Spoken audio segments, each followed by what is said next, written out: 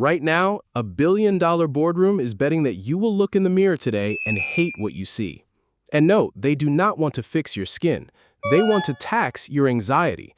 Think about the last time you walked down the cosmetics aisle or scrolled past an influencer showcasing a 12-step morning routine.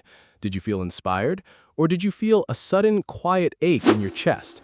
A creeping sensation that you were somehow lagging behind, that your natural skin is a problem to be solved, and that if you do not spend $80 on that tiny glass jar right now, you are letting yourself slide into irrelevance. That is not an accidental byproduct of advertising. It is a highly engineered corporate blueprint called the manufactured poverty strategy. This video is going to expose the hidden psychological machinery that major cosmetics brands use to weaponize your deepest insecurities, make you feel biologically bankrupt, and turn your normal human pores into their corporate profit. We are going to deconstruct the three core psychological layers behind this manipulation, going from the surface-level tricks to the deepest, darkest economic trap. The final layer we will discuss is a mechanism so powerful that it is likely dictating your self-worth and your personal relationships at this very moment without you ever realizing it. And more importantly, by the time we reach the end of our conversation, I am going to give you the exact framework to completely break free from this matrix, reclaim your financial sovereignty, and never feel manipulated by a luxury label again.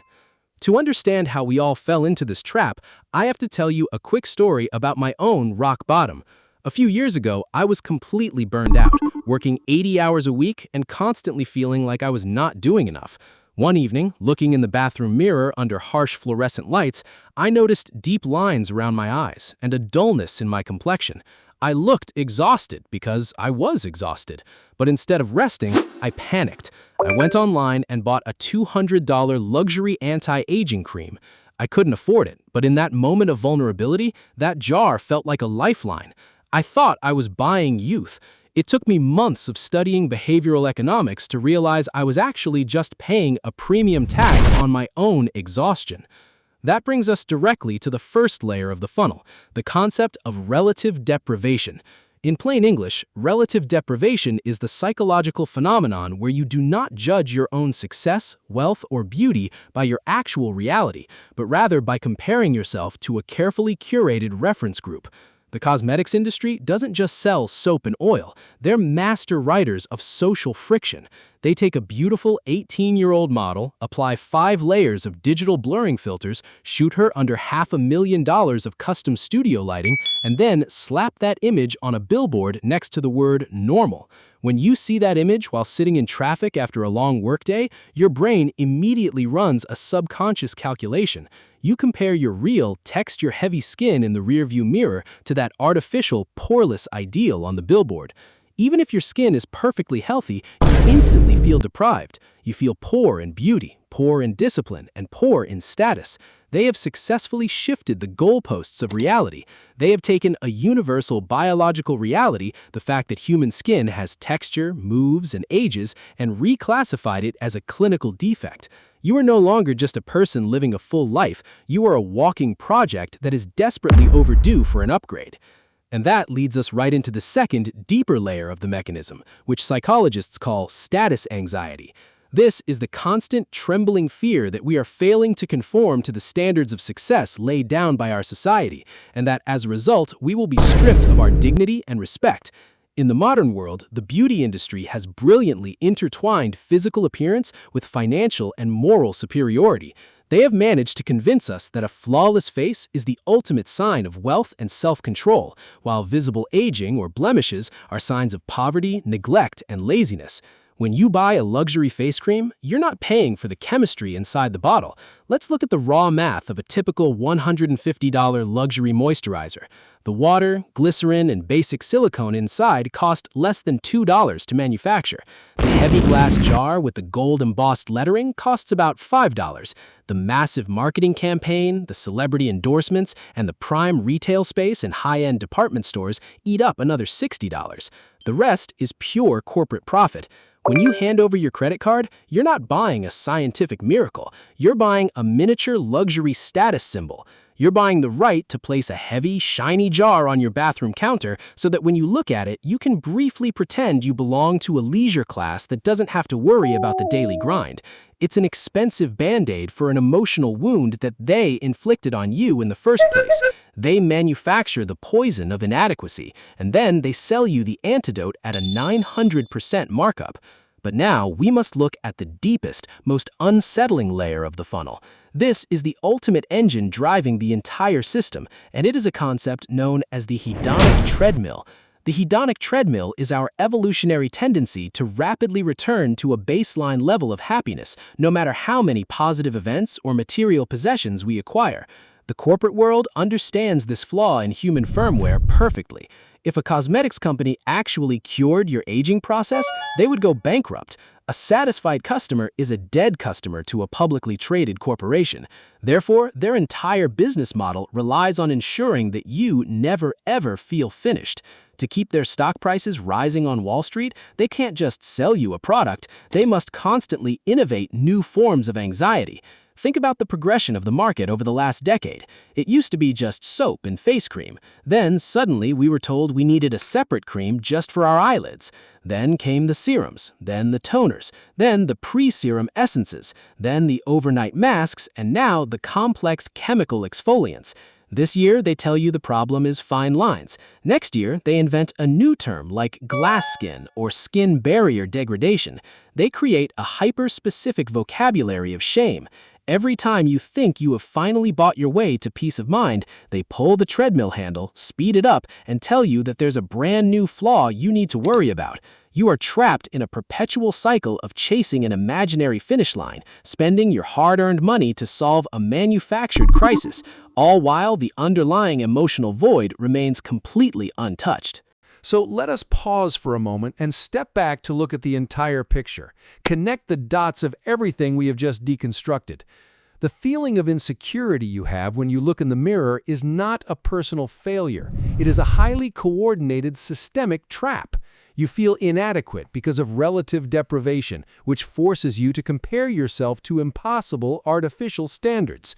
You spend money you should be saving because of status anxiety, trying to buy a sense of worth through a luxury bottle.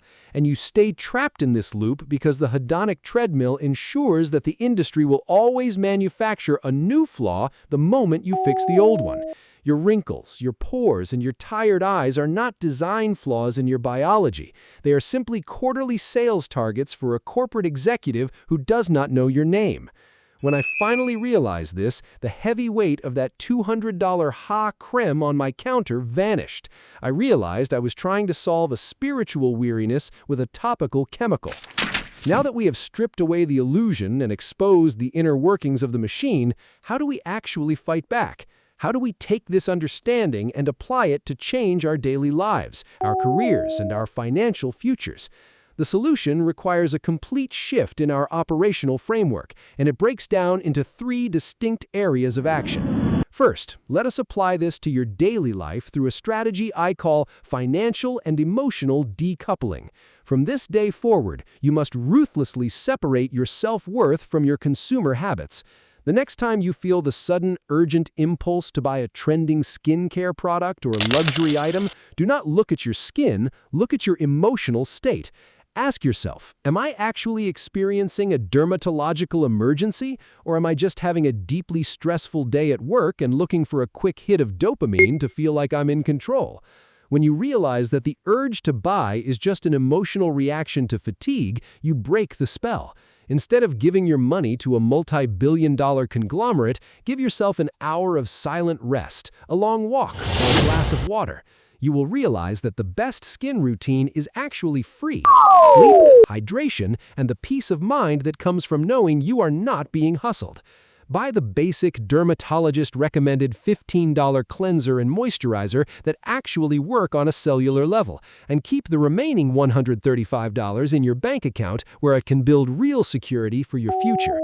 Second, let us look at how you can apply this exact psychological insight to your career and your professional work. Whether you're a corporate employee, a freelancer, or a designer, understanding this mechanism makes you an invaluable asset.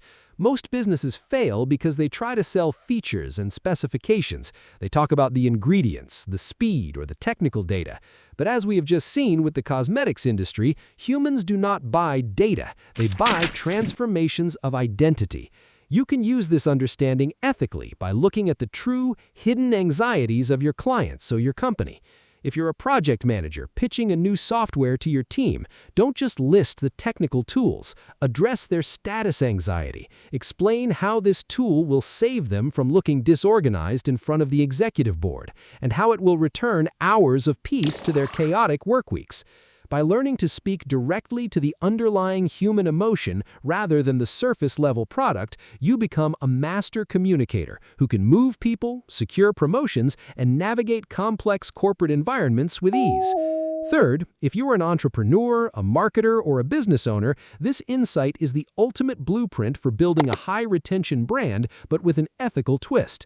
The cosmetics industry uses the dark side of this framework. They create a fake problem and sell a fake solution. To build a truly dominant modern business, you must do the exact opposite. You must find a real, painful, pre-existing problem that your customers are already suffering from, and then provide an undeniably honest, effective solution. Do not create manufactured poverty. Instead, look for the areas where your customers are genuinely underserved or overwhelmed. If you run a service business, do not try to make them feel insecure to force a sale. Instead, explicitly call out the predatory tactics of your competitors. Tell your clients exactly how they are being overcharged elsewhere. Pull back the curtain on industry secrets, just like we're doing now, and position your brand as the transparent, trusted ally. In a world completely saturated with synthetic promises and manufactured fear, radical honesty is the highest converting marketing strategy in existence. People will throw money at anyone who makes them feel safe, intelligent, and respected.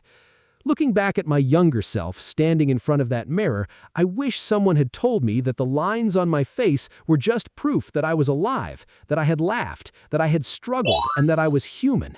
We've been conditioned to believe that our value evaporates the moment we stop looking like a polished piece of plastic. But the truth is, the most beautiful thing you can possess is your own sovereignty, the absolute refusal to let a marketing campaign dictate how you feel about the person staring back at you in the mirror. I want to know your thoughts on this. Which of these 3 psychological layers resonated with you the most? Have you ever caught yourself buying a luxury product just to escape a bad day or feel a sense of status? Let me know your story in the comments section below. Let's start an honest conversation down there. If you found real value in this breakdown and want to arm yourself with more deep psychological insights to navigate the modern world, make sure to hit the subscribe button and leave a comment below sharing your biggest takeaway. Thank you for listening. Take a deep breath and remember that you are already enough.